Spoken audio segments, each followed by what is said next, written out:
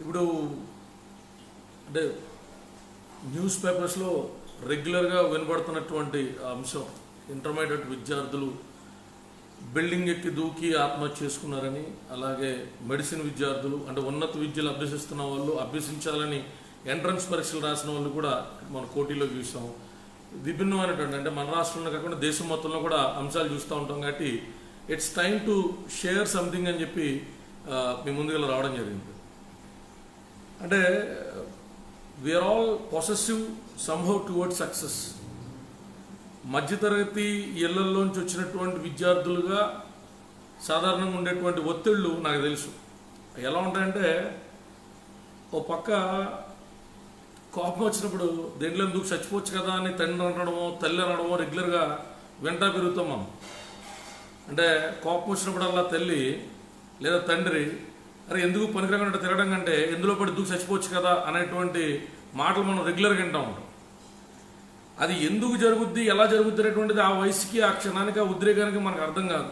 ఎందుకంటే మనం చదివే కాలేజీల్లోనే మనకంటే ఖరీదైనటువంటి 2-వీలర్ బైక్లు వేసుకొచ్చేటువంటి ఫ్రెండ్స్ని చూస్తాం, మనకంటే ఖరీదైన కార్లు వేసుకొచ్చేటువంటి ఫ్రెండ్స్ని చూస్తాం, ఖరీదైన బట్టలు వేసుకొచ్చే ఫ్రెండ్స్ని చూస్తాం, ఖరీదైన గ్యాడ్జెట్స్ సెల్ ఫోన్లు పట్టుకొచ్చేటువంటి ఫ్రెండ్స్ని చూస్తూ ఉంటాం. ఓ పక్క మన తల్లిదండ్రులు అవి కొనివ్వట్లేదే అనేటువంటి బాధ, ఇంటికి వెళ్తేనేమో మనమేమో ఆ సందు చివరు ఉన్నవాడితోనో ఈ గొంతు చివరు ఉన్నవాడితోనో కంపేర్ చేసి ఆడికి ఫస్ట్ ర్యాంక్ వచ్చింది, ఈడికి 10కి 10 వచ్చినాయి, ఈడికి 10కి 9 వచ్చినాయి, ఆ పాయింట్స్ నీకు రాలేదు, ఆ మార్కులు నీకు రాలేదు అనేటువంటి గొడవ ఒకటి. ఇలా రకరకాల ఒత్తిళ్ళ మధ్య పెరుగుతూ ఉంటాం. 10th వరకు ఓకేగానే 10th అయిపోయిన తర్వాత ఇంటర్మీడియట్కి వచ్చినప్పటి నుంచి కూడా మనం ఏదో ఒక లిటమస్ టెస్ట్కి లోన్ అవుతున్నట్టు కాంపిటేటివ్ ఎగ్జామ్స్, ఎంసెట్, రకరకాలు ఇంకొక రకమని కాదు. అంటే ఇక్కడ అర్థం చేసుకోవాల్సిన పరిస్థితి ఏంటంటే, ఏదో అయిపోతుంది, ఏదో సాధించకపోతే ఎక్కడో పడిపోతున్నాం అనేటువంటి భావన నుంచి మనందరం బయటికి రావాలి. ఎందుకంటే ఎప్పుడు ఏది అక్కడితో అయిపోదు. ఏదో ఆ క్షణానికి ఆ ఎగ్జామ్ పాస్ అవ్వకపోతేనో, ఆ జాబ్ కొట్టకపోతేనో, లేకపోతే అంటే ఈ రకమైనటువంటి టెన్షన్ నేను కూడా ఉండి 26 years ఉన్నప్పుడు నాకు అంటే లైక్ 4-5 years బ్యాక్, నా ఏజ్ 32, 26 years ఉన్నప్పుడు పవన్ కళ్యాణ్ గారు పార్టీ పెట్టారు. అప్పటికి కెరియర్లో 2-3 జాబులు చేసి డబ్బులు సంపాదించి వాటితో 1-2 వ్యాపారాలు చేసి సంపాదించిన డబ్బులన్నీ అందులో పాడు చేసి మళ్ళీ వ్యాపారం పెట్టి మళ్ళీ నిలదొక్కుని కావాల్సిన కళల కన్నా ఖరీదైన కార్లు కొనుక్కునే స్టేజ్కి వచ్చే ప్రయాణంలో 10ల సంఖ్యలో మా అమ్మను చచ్చిపోమంది. నేనంటే చాలా ఇష్టం, చాలా కష్టపడి పెంచింది. కానీ ఏంటి ఎటేపు వెళ్తున్నాడు?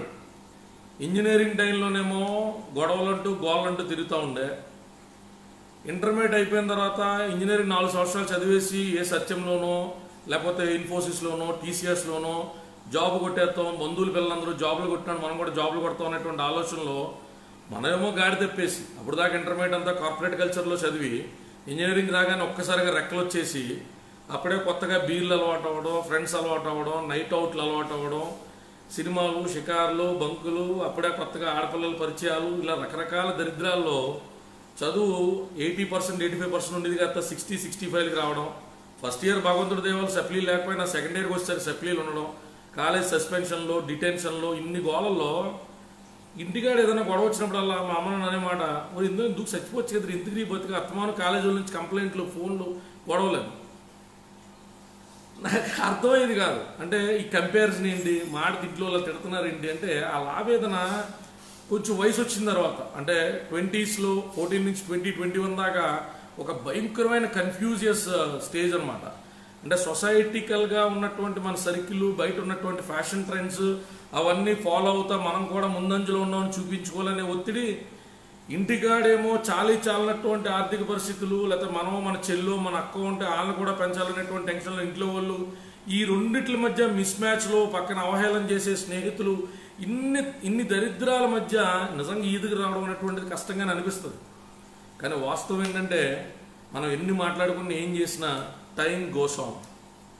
ఆ క్షణానికి మాత్రమే ఆ బలీయమైనటువంటి బాధ, మనం ఏదో ఓడిపోతున్నాం అనేటువంటి దారుణమైనటువంటి అవమానం, ఇవన్నీ కూడా మనల్ని డామినేట్ చేస్తే తప్ప ఒక్కసారి ఆ ఫేజ్ దాటితే అద్భుతమైన జీవితం ఎదురుంటుంది.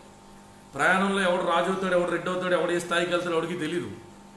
ఆ క్షణం జాబులు కొట్టేసిన మన ఫ్రెండ్స్ జాబులు చేస్తానే మిగిలిపోవచ్చు. మనం అంతకంటే ముందరకు ఉన్న స్థానాల్లోకి వెళ్ళొచ్చు. లేదా అప్పటికి కాలేజ్ టాపర్ కింద ఉన్నటువంటి వ్యక్తి నిజ జీవితంలో ఫైనాన్షియల్ లిటరేచర్ లేక, అంటే బాగా చదివేయచ్చు, ఉద్యోగాలు కొట్టేయచ్చు, వచ్చినటువంటి డబ్బుల్ని సరైనటువంటి విధాల్లో ఖర్చు పెట్టడం చేతగాక అప్పులైపోయి ఆత్మహత్య యత్నాలు చేసినటువంటి మిత్రులు నాకు తెలుసు. నేను స్టూడెంట్స్కి చెప్పేదల్లా ఏంటంటే, ఆ క్షణం ఇంట్లో వాళ్ళ ఒత్తిడిని పర్సనల్గా తీసుకోవద్దు. లేదా మనం చచ్చిపోవాలనో, లేదా మనం చచ్చిపోతా, లేదా ఆనందంగా మన శవం ముందు తల్లిదండ్రులు డ్యాన్స్ చేయడమే ఉండదు. ఆ ఎగ్జామ్ ఏదో కొట్టకపోతే, ఆ అనుకున్నటువంటి టెన్యూర్లో ఇంజనీరింగో లేకపోతే గ్రాడ్యుయేషన్ కంప్లీట్ అవ్వకపోతే జీవితం గాడి తప్పేస్తుందేమో, వ్యసనాలకి లోనవుతాయేమో, మద్యానికి బానిస అవుతాయేమో, జీవితం చిన్నాభిన్నం అవుతుందేమో. మగపిల్లడైతే పిల్లం బిడ్డలతో, ఆడపిల్లైతే అల్లుడితో, మళ్ళీ మనవలతో హ్యాపీగా ఉండాల్సిన లైఫ్ గాడి తప్పుద్దేమో అనేటువంటి వాళ్ళు కూడా ఎవరికి చెప్పుకోలేని ఆందోళననే మన మీదకి ఆ ఒత్తిడి రూపంలో ప్రసరింపజేస్తారు. మధ్యతరగతి తల్లిదండ్రులకు ఉండేటువంటి బాధ ఏంటంటే, అప్పులు చేసి రకరకాల బాధలు పడి బంగారాలు తాకట్టు పెట్టి మనల్ని కాలేజీల్లో జాయిన్ చేసినప్పుడు చుట్టాలు వెళ్ళి చిదిమేస్తూ ఉంటారు. మన సొంత బంధువులే, ఎందుకు పిల్లలకి అంత ఖర్చు పెడతావు, ఎందుకంత ఖరీదైన బట్టలు ఇస్తావు, ఖరీదైన ఫోన్లు కొని పెడతావు అని మనం ఫైట్ చేస్తున్నటువంటి అంశం ఎంతసేపు మన కాలేజీ, మన ఫ్రెండ్స్, వాళ్ళలో మనం ఉన్నతంగా కనపడాలనేటువంటి ఆలోచన మాత్రం ఆ చిన్న ప్రపంచంలో కనిపోయినే ఉంటాం.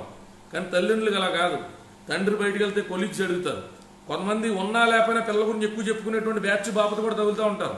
మరి మా వాడు ఇంకంతా అయిపోయిందిరా, అమెరికా డాక్యుమెంట్స్ అన్ని కంప్లీట్ అయిపోయినరా, రేపు మా ఫ్లైట్ ఎక్కేస్తున్నాడు రా, వెళ్ళిపోతున్నాడు రా, ఇలాంటి అంశాలన్నీ చెప్పినప్పుడు తల్లిదండ్రులు ఒకసారిగా మన భవిష్యత్తు ఏంటని ఆలోచించుకుంటారు.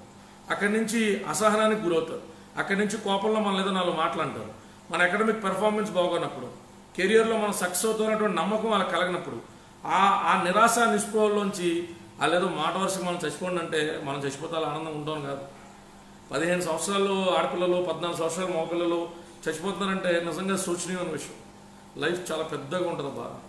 ఒకడికి 30లో సక్సెస్ వస్తుంది, ఒకడికి 40లో వస్తుంది, ఒకడికి 50లో వస్తుంది, ఒకడికి 60లో వస్తుంది. నాకు పొలిటికల్ ఆస్పిరేషన్ చిన్నప్పటి నుంచి ఉండేది. రకరకాలుగా చేసుకుంటా కాలేజ్ లెవెల్ లీడర్షిప్ అన్నీ ఎదుగుతూ వచ్చిన తర్వాత 32కి చంద్రబాబు నాయుడు గారు ఎమ్మెల్యే అయిపోయారంట, 33కి కేసీఆర్ గారు ఎమ్మెల్యే అయిపోయారంట, 32కి 33కి రాజశేఖర రెడ్డి గారు ఫస్ట్ టైం ఎమ్మెల్యే అయిపోయారంట.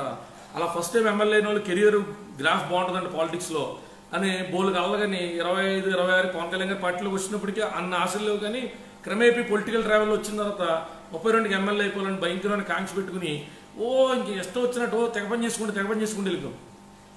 అన్ఫార్చునేట్లీ ఆ టీంలో మనకి స్థానం దక్కల. ఒక రోజు 2 రోజులు క్యూక్ ఉంది. అదేంటిది, కుర్రోళ్ళు చాలామంది మధ్యతరగతి కుటుంబాల విషయంలో టికెట్లు దొరికినాయి కదా, సరే మన అప్లికేషన్ పెట్టలేదు కదా, ఎలాగో సరేలే పెట్టలేదు కాబట్టి కన్సిడర్ చేయలేదేమోలే, మళ్ళీ ఇక్కడి నుంచి ప్రయాణం మొదలు పెడతాం. మళ్ళీ 2024 చూసుకుందాం, 2024 కూడా పని లేదా, 29 చూసుకుందాం, 29 కూడా పని లేదా, తర్వాత చూసుకుందాం. అంటే ఒకప్పుడు బాగా అగ్రెసివ్గా అనుకున్న జరగకపోతే అవతలలో ఏదైనా చేసేయాలా, లేకపోతే మనం ఏదైనా చేసేసుకోవాలని ఆలోచన నుంచి ఇక్కడ దాకా రావడానికి వయసు దాని ధర్మం అది పాటించింది. అదే క్షణికావేశంలో ఇలా టికెట్ దొరకలేదనో, లేకపోతే అంతకుముందు ఎప్పుడో కాలేజీలో ఫ్రెండ్స్ అందరికి 80లు 90లు వచ్చినాయనో, నాకు రాలేదనో, లేకపోతే ఎప్పుడైనా బోల్ ఫెయిల్యూర్స్ చూస్తూ వస్తాం కదా, అమ్మాయి కాదన్నను, ప్రేమించిన అమ్మాయి మోసం చేసిందని, ఎక్కడైనా ఏదో ఒక కారణం దగ్గర అది చాలా బలీయమైన కారణం మనం నమ్మేసి ఏదైనా చేసుకుంటే ఈ ట్రావెల్ ఇక్కడ దాకా వచ్చింది కదా, మీతో లైవ్లో మాడేవాళ్ళం కాదు కదా. నేను మీకు చెప్పొచ్చేదల్లా ఏంటంటే, ఆ క్షణం అనిపించేటువంటి బలీయమైన కారణం 2-3 రోజులు కలిపితే బలహీనం అయిపోతుంది. అప్పటికే మనకు అది బలమైన కారణంగా అనిపించదు, అప్పటికే సాధించబోతే ఏదో అయిపోయినట్టు అనిపించదు. మన పక్క వాళ్ళు సాధించే కానీ మనం ఏదో సాధించలేకపోతున్నాం అనేటువంటి బాధ కలుగుతుంది. కానీ ఫ్యాక్ట్ ఏంటంటే అవి ఏముండవు, టైం గోస్ ఆన్. ఈ నెల చాలా ఇంపార్టెంట్ అనిపించింది, వచ్చే నెల అనిపించదు. ఈ 6 నెలలు, ఈ సంవత్సరం 18 ఏళ్ళ ప్రాయంలో అమ్మాయి లేకపోతే జీవితంలో అనిపించేటువంటి వెర్షను 28 ఏళ్ళ వయసు వచ్చేసరికి ఒక 10-15 మంది అమ్మాయిలు చుట్టుపక్కల ఉన్న ఏం మాడతాం ఏదో సోదో ఒక అరగంట గంట ఎవడ చాటింగ్ చేస్తున్నాం మేము. అంటే 18 నుంచి 28కి వచ్చేసరికి 10 సంవత్సరాల కాలం ఏం చేస్తుందంటే అనుభవాన్ని నేర్పుతుంది, సమాజాన్ని పరిచయం చేస్తుంది, ప్రపంచం లోతుల్లో తీసుకెళ్తుంది, మనుషులు ఎథికల్ వాల్యూస్, విలువలు, అసలు మానసిక కోణాలు, రకరకాల అంశాలు తెలియజేస్తుంది. Please subscribe to Mirror TV. Please subscribe Mirror TV. Please subscribe to Mirror TV. Please subscribe to Mirror TV. Please subscribe to Mirror TV. Hi, this is Bharat. Please subscribe to Mirror TV. Thank you. Hi, this is Alu Sirish. You are watching Mirror TV and subscribe cheyadaniki kinda subscribe button nokkandi. Mirror TV lo వచ్చే videos చూస్తుండండి. Hi guys, Nanu me Ruksha Dhillon. Please subscribe to Mirror TV. Thank you.